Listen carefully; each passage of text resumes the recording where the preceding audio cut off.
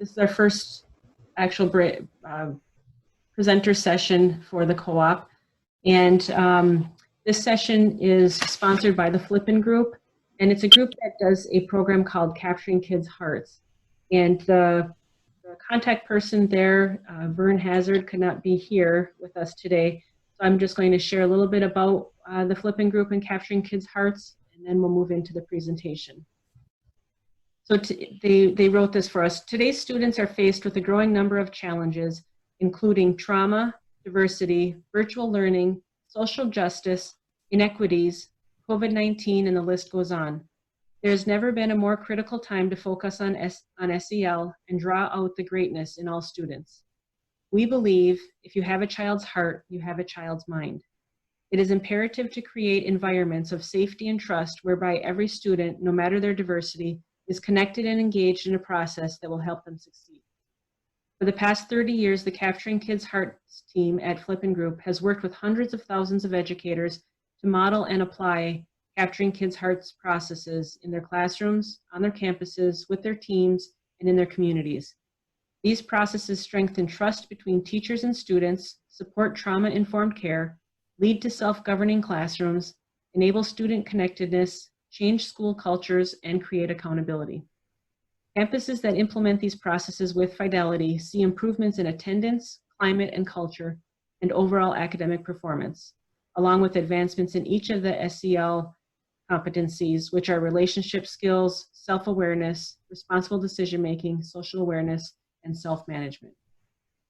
So I appreciate that the Flippin Group has agreed to sponsor, and if anybody has questions, you can send them to Vern Hazard, and I'll make sure that everyone has that information in the wrap-up.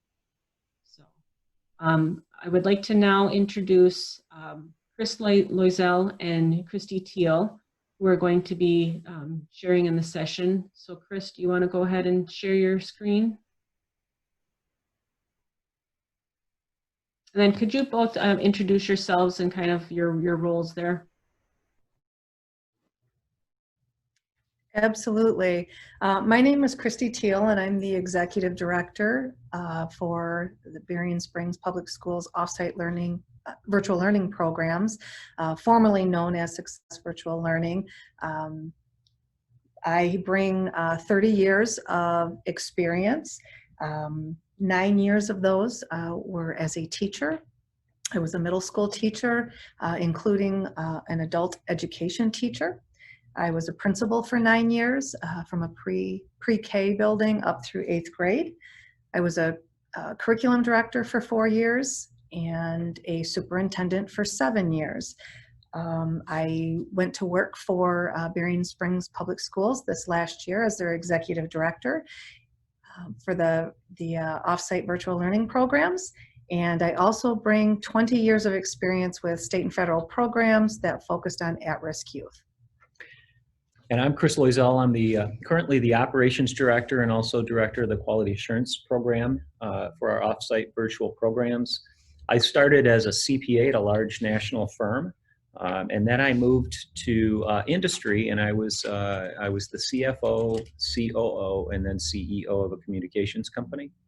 But I was lucky enough to be married to a public school teacher who I caught the love of supporting students from.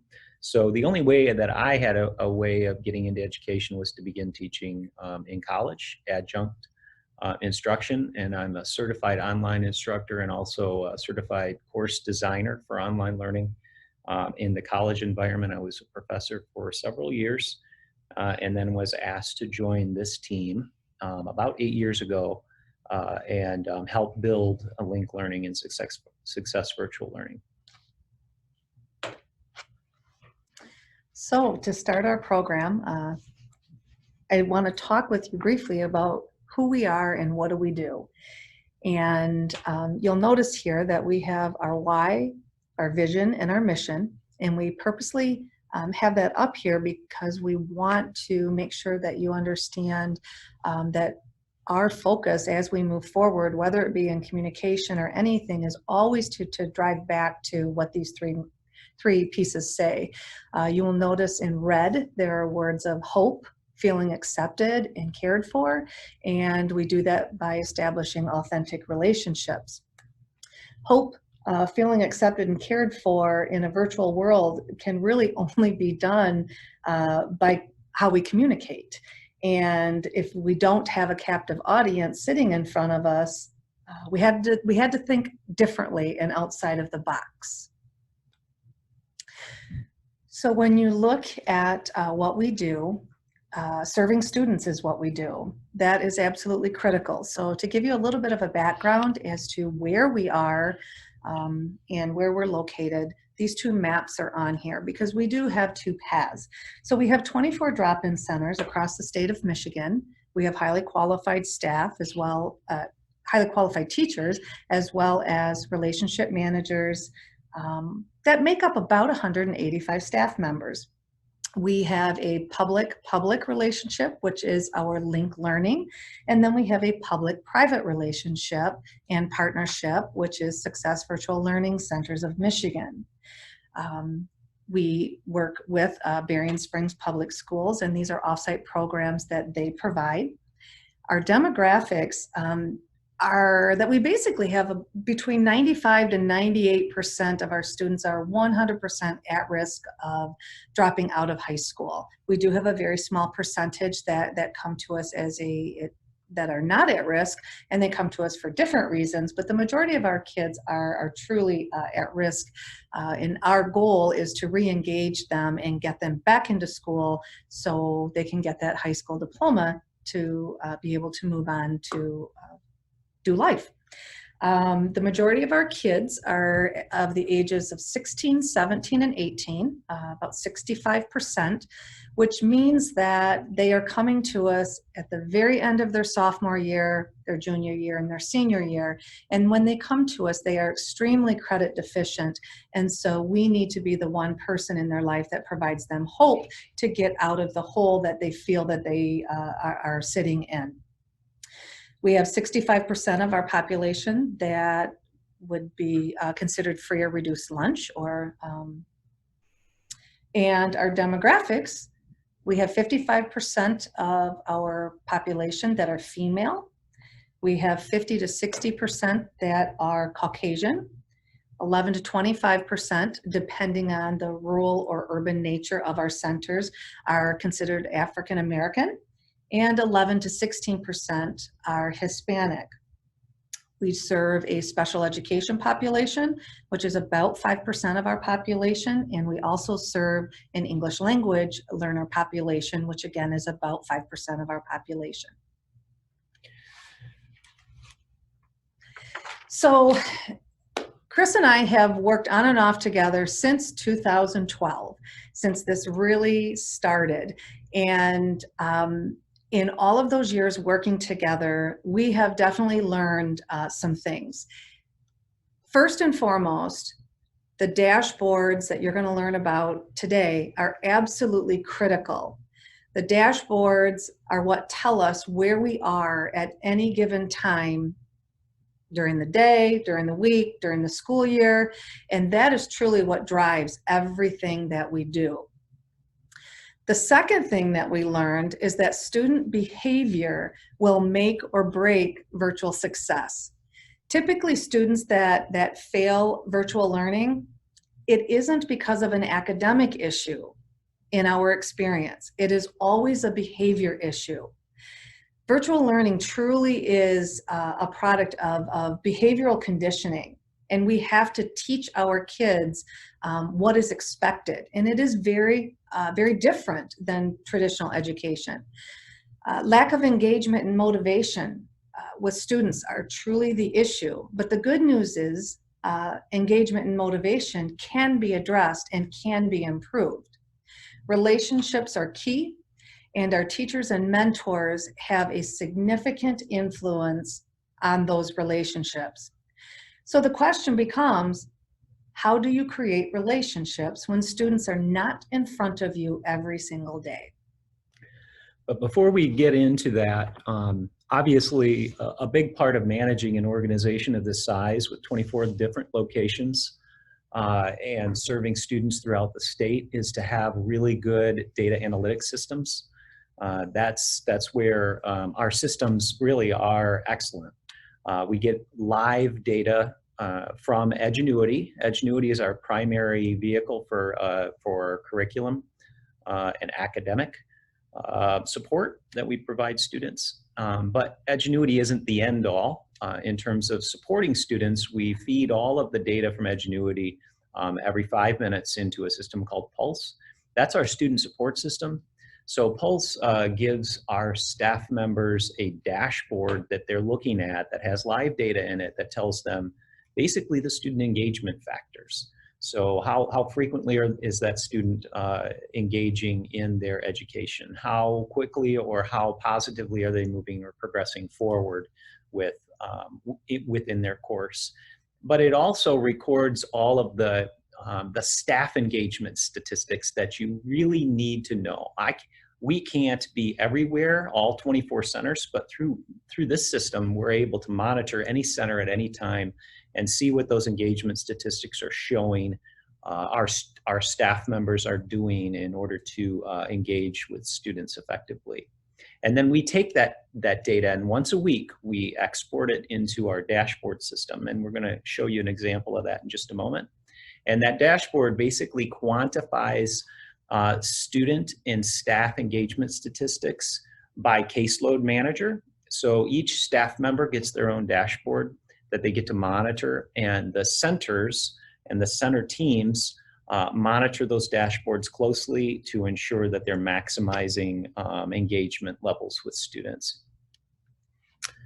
So here are two examples of a good dashboard, one that we would be proud of and we would be excited about, because this shows engagement, both staff and student level. And then we have a poor, and these are actual results, actual dashboards, and they, again, are coming out once a week, so we can very quickly with these dashboards respond or react to concerns that we have, or we can very quickly support staff members that are struggling with students. So just a few things I want to point out here. First of all, we track forward positive progress in all courses with students. And this is progress that's passing grade level progress. This isn't failing progress. This is only progress that is being recorded where students are passing. So this average progress percentage, ideally, if you're looking at 24.4 at the top, if a student is progressing at a 30% progress level, they're essentially going to be able to complete in our regular school calendar a full 12 course load. So right now, and as you can imagine, we're working 95% with at-risk students. This particular caseload manager, who has a caseload of 34 students, is getting close to having their student population at that 12 course completion rate that's passing. And this is really, really good. Attendance rate, so if you look at the relational input metrics that we use, primarily that's attendance, which is the percentage of students that staff member is engaging with on a weekly basis, and response rate, that's the frequency that students are reaching back to the staff member to make a connection. And response rate is measured by week. So what that tells me is 7.4 means that on average, those 34 students are reaching out to the staff member over just a slightly over once a day for a 7-day period. So they must be reaching out frequently to that staff member for assistance and help. That's a very valuable metric to track. And then time on task and login rate, that's a measure of pure LMS time and the frequency or number of days the students are logging in. So you can see on the lower end, the red, and these are all color coded so staff know whether or not they're reaching their goals or not. You can see this lower staff member, their attendance rate's 38%, which means they're having dialogue with their students only 38% of their caseload each week. and their response rate is 0.8% or 0.8. That means that students are reaching back out to the staff member for assistance less than one time a week. This is scary. And what we found is that there's a direct correlation between these metrics, attendance and response rate, and the students' engagement in their content in the LMS. So it's very important, really, to track these staff engagement metrics and these student engagement metrics, because then they drive forward progress in students' classes. So if you take a look at the wheels that are on the far end, you are going to notice those two are color coded, and you have tier 1, tier 2, tier 3, and tier 4. The tiers are 100% tied to the amount of progress kids are making. So if kids are 100% on track to make the progress that they are intended to make, they are going to fall in tier 1. If they are totally not engaged, doing pretty much 0, they are going to fall in tier 4. And then tier 2 and 3 is anywhere in between there. But it's important for us to track and to look at so we can see exactly where our caseloads are. And what we have found through some analysis is that kids that are on track to meet their progress goals basically are logging in 4 or more days a week, and they are on task in their coursework more than 14 hours a week. If they are in tier 2, they are logging in on average 3 times a week and on average about 12 hours a week. If they are tier 3, and you will notice there's a significant difference between 2 and 3. If they are tier 3, they are logging in between 1 and 2 days a week, but their time on task is quite a bit lower, on average about 8 hours a week. And if they fall in tier 4, they're simply not logging in at all and spending very, very little time, maybe a half hour a week, if any, in their coursework. So by knowing that information, we are able to then help students set goals through communication. So this is our multi-tiered system of support wheel that we are able to see how any caseload or any student is currently doing at any point in time. It also tells us how to support our staff and students if they are struggling. We are currently piloting an area right now that is dealing specifically with that. It will tell administration if staff are on autopilot. And then the last thing that it does, and probably the most important thing, is it drives conversations for communication based on observed student behavior. But we knew when we looked at this data that essentially there's a lot more going on behind the scenes. For instance, what was the staff member doing to increase response rate so much? What were they doing to get students engaged in the relational aspects of that staff-student connection? So what we needed to know was, we took a look at all of the dashboards, and we were finding some discrepancies, some lack of correlation. For instance, we were seeing high communication frequency stats, but low student engagement stats. So it wasn't just about the metrics. It wasn't just about the response rate, and it wasn't just about the attendance rate. There was more going on with this. So we decided we needed to pull a study together and look at actual conversations. And the beauty of the system we use is that it has a centralized message center, and all the text level communications are being recorded between the staff and student.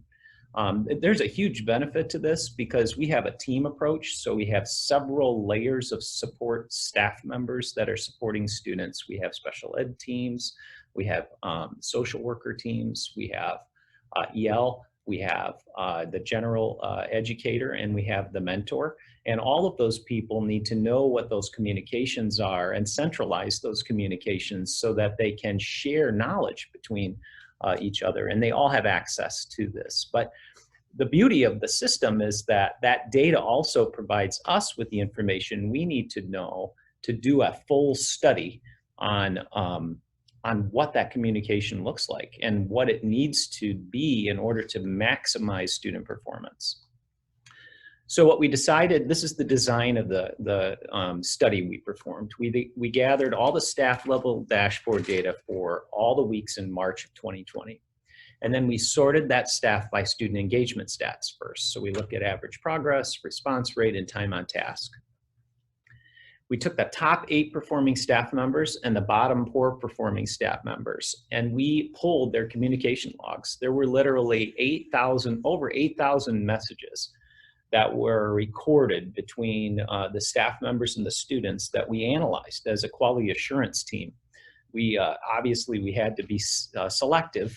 There's only 4 of us, and but we dove into it and we spent a good week just studying the quality and interaction of those communication threads, and we were able to really monitor an entire thread of communication for a full month between the staff member and the student.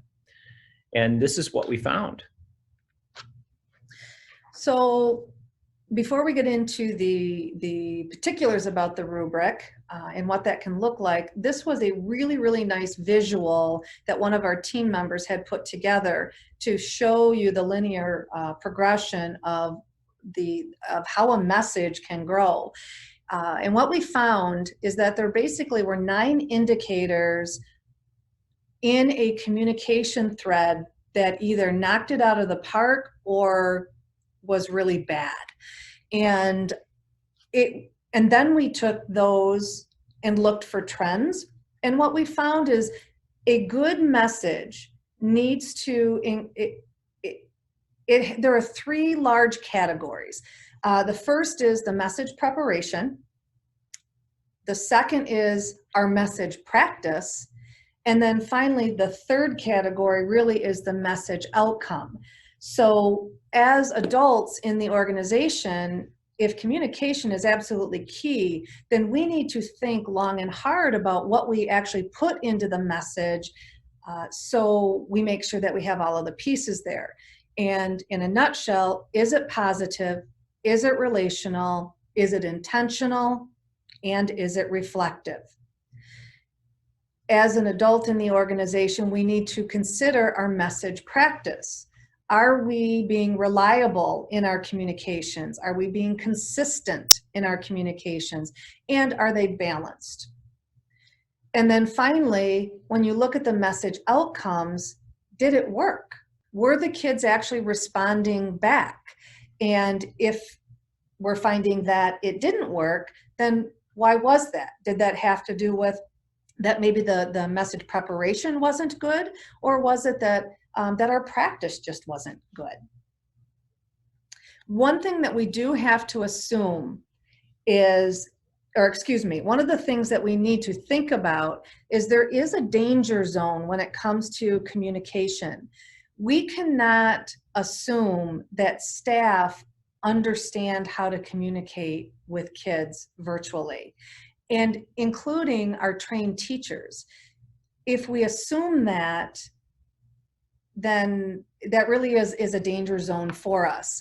We need to really take a look at it. We need to train. We need to verify that our staff do know how to communicate so it can be pulled off and pulled off well. So getting into our actual rubric, first of all, this is just a summarized version.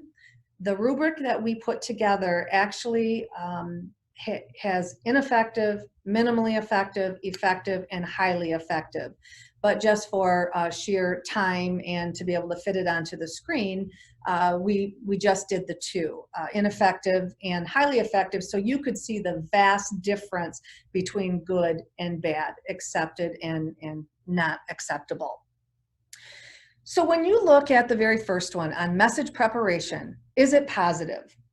You know, what this really comes down to is, are you being very negative and shaming kids and threatening kids in your words to get them to complete their work? When you are giving them reinforcement, is it negative to almost the point of a punishment? Or is it completely the opposite of that, in your words you are using encouraging and warm tones, that you're very clear and direct in what you are requesting of the students, but you're also being very positive in the expectations and the goal setting that you're doing with your kids. The second one is it relational? So when we are trying to communicate with students, first and foremost, they need to know that you care about them as human beings before they learn that you care about them as a student. And so how do we do that? Well, we do that by being able to have communication that is very personal. So a highly effective communication means that you are going to ask about them. You are going to ask about their family and their day and their life situations. Where a negative or a bad message prep is you wouldn't ask about that at all. Or if students are going and sharing information with you, you're not even responding to them or commenting on it. You're just moving on to, well, you didn't get your progress today. Is it individualized? We need to make sure that when we are having conversations with kids that, and this is what our highly productive staff members are showing, is that they are very individualized about what is happening in their lives. And they are personal. They are not just all business and all about school. And then, and finally on the relational piece, really the mass messaging on a highly effective communication is only for informational purposes. It is not, it's not used to just continually have mass communications with your entire caseload, because they really need to be individualized, and kids are going to see through it, and they do. The third piece under message preparation is it intentional? So again, just as I mentioned before, is it a mass communication you're sending out, or is it individualized with very specific language to the individual students? Do your responses relate to a previous conversation, or is it just some random conversation or communication that's going out? And under the highly effective, this is one that really sets it apart, and that is our goals identified. And they're not necessarily goals that you as the adult choose for them. They really should be goals that you collectively decide upon with the student, because that's really important for them to understand that they do have a role in their education. If you are on the highly effective level, you are actually seeking out student schedules, and you are trying to communicate them during a time that they are able to be communicated with. For example, if we have many students that work third shift, and if we know that as an adult, we won't be sending communications to them at 8 o'clock in the morning, because chances are they're sleeping or just coming off work. It's really important that we are very intentional about trying to be supportive with what's going on in the lives of students. And then finally, if we are not getting anywhere with students, are we taking that very next step of being intentional in now reaching out to the parents and guardians, because they are a support system and need to be a partner in their child's education along with us. The last piece under message preparation is around the idea of being reflective. Are we encouraging the student to reflect on their behavior in their success or their failures? This is where it really gets down to the potency for kids. Are we intentionally tying student behavior into their success or their lack of success? What role did they play in their own education? What specifically did they do that caused them to be successful? If you are highly effective in your communication, you are having those conversations, where if you are ineffective, those conversations aren't on the radar at all. Once your message has been scripted and it's ready to go, You know, now it comes down to the message practice. What do we do as adults in terms of getting this communication out? And it comes down to three things. Are we reliable? Are we consistent? And are we balanced? The reliability piece really comes down to your time frame. So when kids are responding to you, are you responding within minutes? Are you consistently following through with action items? And if kids request something, are you following through with those? That is imperative that we are responding quickly and we are always following up. An ineffective communication would be if we just aren't acknowledging student messages, or if those messages or their requests simply go unanswered. When it comes to consistency, this is really interesting because kids and staff, what we have found, they like to communicate differently. It could be texting, it could be Facebook, it could be through our Comm app, it might be a phone call, it might be an email. But actually, in an attempt to try to be really accommodating to everyone, what we are finding is that isn't a good practice, that you really need to have the same line or the same primary mode of communication every time, so that way the student knows what to expect and they know how to respond to you. In a virtual world, many times you have several people and several staff members that are trying to communicate with you as a student. And if they are communicating in all different ways, that causes confusion and it shuts the student down before they can even get going. It puts staff members in a position where they are essentially chasing the student to find them, as opposed to just having the expectation that this is how we communicate and following through with that expectation. And then finally, under balanced, what's really important here is we need to, in order to establish relationships with kids, you need to get them talking to you.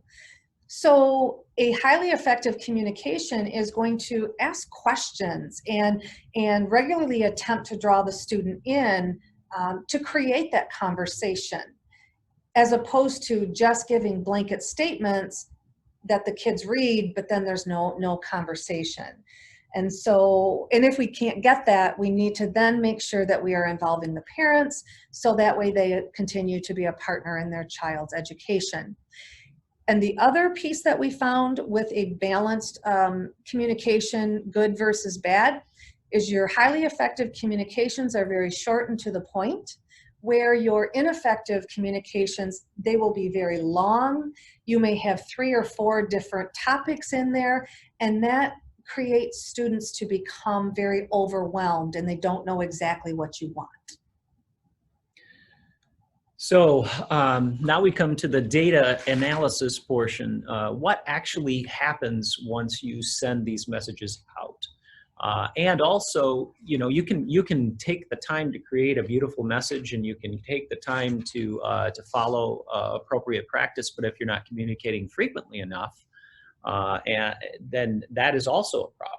So the beauty of our dashboard system and the data we get from our other systems is that we have established expectations, and we have established appropriate benchmarks for our staff to kind of aim for, to ensure that, for instance, students are responding. So we're tracking response rates. How frequently students are responding to you matters. If you're not sending out enough messages to draw in responses, that detracts from that relational quality that we're looking for. Or if you simply are sending out messages and not getting responses, that's the other issue. Then you go back to message preparation and message practice to determine whether or not there's some weaknesses there. Messages are sent very infrequently to each student, so the communication rate's tracked by staff member. We know how many communications are sent out, and we can track that and report that to them. Yeah, if there's dialogue or not dialogue occurring, that's basically a combination of the communications rate plus the response rate. So you could be sending out way too many messages to students just to generate a certain amount of response, and that's not healthy either. Because if you're basically bombarding students to try and maximize your response rate, there's still a problem with your communication. It's not effective enough to generate the level of response necessary, and you're not being efficient with your communication patterns. And there's probably something that might be actually harming the relationship. So we track dialogue rate. And how many of your students are you actually communicating with? We expect you to communicate with at least 90% of your students every single week. And if you're generating less than that, then there's a problem. Also, effectiveness. This is directly correlated or directly related to that dashboard that we showed you. So what we would expect if a staff member was fully playing out this message continuum, this message process, so they learn effectively how to prepare their message, they're following good message practice, and they're being connective, so they're hitting all of their benchmarks. What we would expect is that ultimately that dashboard would turn green. That's what we found to be the case with our most highly effective communicators, that communication does directly result in students engaging virtually in their courses, and we would expect there to be continuous improvement in that process. And the beauty is we have the dashboards to track that effort. So how can you use this information, whether it be the dashboard or the communications rubric that we put together? You can use it in several ways to drive improvement with what you do. First and foremost, and how we plan on using this rubric, is as a self-evaluation for improvement. You would never want to use this as part of your teacher evaluation or as a punitive measure, because it's really got to be internal on the part of the staff member. And so giving them the rubric and having them maybe pull a month of their logs and go through and analyze it, they will be able to really determine where they are with all of these different areas. Another way that you can use it for driving improvement, which we will be doing here next week, is to have panel discussions. We are going to have our team, the staff panel that was a part of putting this rubric together and providing us feedback, actually have an ongoing live panel discussion to talk about what works and what works for them, and be there for questions and answers for staff that might be struggling with some of these areas. Another way you can use it is for setting your school improvement goals. You may, depending on what your data says, you may set goals as an organization. You may set it as a region. You may set it as a center, or even down to a staff member. And that just happens to be the way we are set up. So your organization may be set up differently, but you have that ability to do that by looking at this information. And then finally, what it illustrated for us was the fact that we had our dashboards set up wrong. Our dashboards had progress level as the primary and first thing to consider when staff members are looking at their dashboard, and we had it backwards. What we really needed to do, and for this next year, our dashboards will be changing. We have labeled two-way communications rate, which is our attendance rate, and response rate as connection. And connection results in engagement. So engagement is student engagement. It's login days and time on task, which then results in achievement, which is our average course grade, which we have in another section of that dashboard I shared with you. But now we're making this a high priority.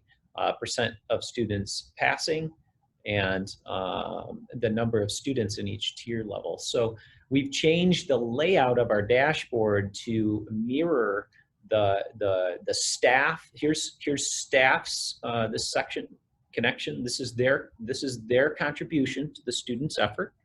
Engagement is the student's contribution to their effort. And there's a direct correlation between these two things, which should result in higher levels of achievement. And in fact, many of our other studies through the quality assurance team have proven that this correlation or connection is accurate. And by looking at this particular diagram, initially we were kind of doing it, I don't want to say wrong, but we've changed how we're doing it, because our focus was always on achievement, on progress. You got to meet that percent. But what we've realized is that just saying you've got to meet this percent without showing kids how to do it with their behavior, it's never going to happen. And so we have reframed how we're doing things so we can actually see a perfect cause and effect relationship. So the key takeaways of this study and what we really want you to be, I guess, to take away from this, if you haven't taken anything yet, we're going to give you a couple ideas. So the first one is virtual learning removes the captive audience benefit. When you think about that, when you are in a typical brick and mortar school, you have kids in front of you every single day. And so you have a captive audience, and maybe how you communicate isn't as critical as it is when you don't have those kids in front of you every day.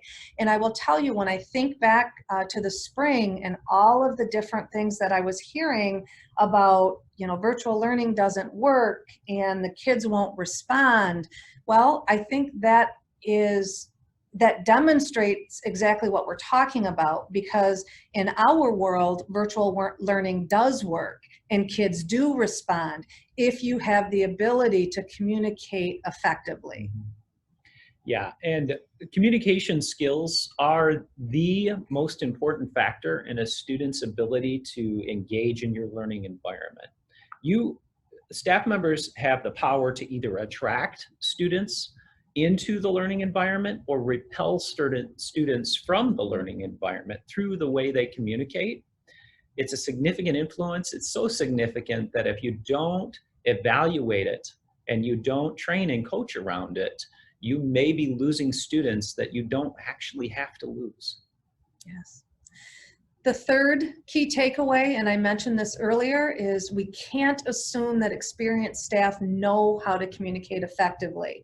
The important thing is determining who does, and then you can use them to help maybe with peer-to-peer support, but also this is a real good opportunity for you to train. Also, keep in mind that systems are a critical ingredient in order for you to have the data and information that you need as administrators to really understand what's happening in your virtual environment. So one of the key ingredients is to evaluate your systems in relation to what you believe you need in order to really understand that engagement factor. The staff engagement factor, how frequently staff are engaging with students and the quality of their engagement, but not only that, how are students engaging in the learning environment and whether or not they're comfortable there and whether or not they are attracted to that learning environment. Very, very important. And the last key takeaway is that you should never use this communication piece as data, or any data for that matter, for punitive action. Our dashboard that we are constantly monitoring is 100% about what are our strengths, what are our weaknesses, are we seeing any trends, are there any opportunities out there for us to improve? And we do that by focusing on coaching, training, and self-reflection. Data really is the great equalizer. It allows us to see if it's used well and it's used appropriately. It allows us to see, to equalize the outcomes of things so that we can see where we need to focus on. But what we found is data is very scary for a lot of people. They don't understand it. They don't trust it. If you use it for punitive action, you're only making that situation worse. in an environment where data is becoming one of the most important things that schools can use to make improvements. So in closing, before we open things up to questions, I wanted to just take a minute to acknowledge our team. And this is the team that actually did the data, or did the analysis of the data, of the logs, gave feedback, gave support, and really helped us get to the final product that we have. First and foremost, I do want to thank Berrien Springs Public Schools for allowing us the ability to do these types of things. Myself, I'm the executive director. Chris Loisel, who is our director of operations.